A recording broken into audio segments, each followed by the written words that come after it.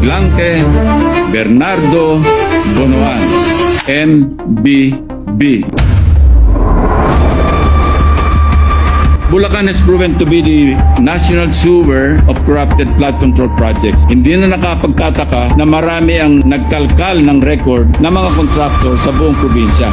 MBB, initials na kumakatawan sa mga apelyido ng mga umano'y dami na anak ng mga pangunahing sangkot sa flood control scandal, unang ibinulgar ni Senator Ping Lacson sa kanyang privilege speech mahigit 2 buwan na ang nakalilipas. Isa na dito ang Global Creek Builders na kumubra ng 2.195 billion flood control projects mula 2018 hanggang 2024 sa Bulacan pa lamang. Ang Global Creek ay pagmamayari ng mga Maglanque ng Candaba. Growing family business indeed. Pero hindi pa dito natatapos ang kwentong pamilya. Ang mga Maglanque rin na may-ari ng MBB Global Properties Corporation na siya namang nagmamay-ari ng Windham Garden Hotel sa Clark, Pampanga na itinayo sa halagang halos 1 billion piso.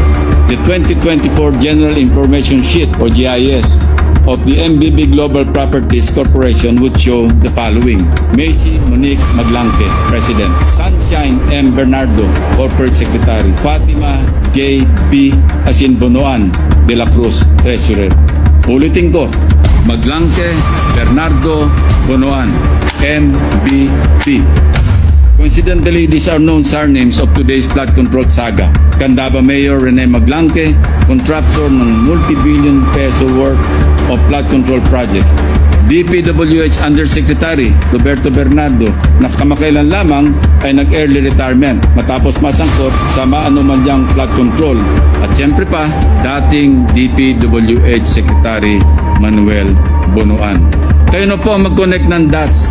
Maglanque Bernardo Bonoan, MBB, Mr. President.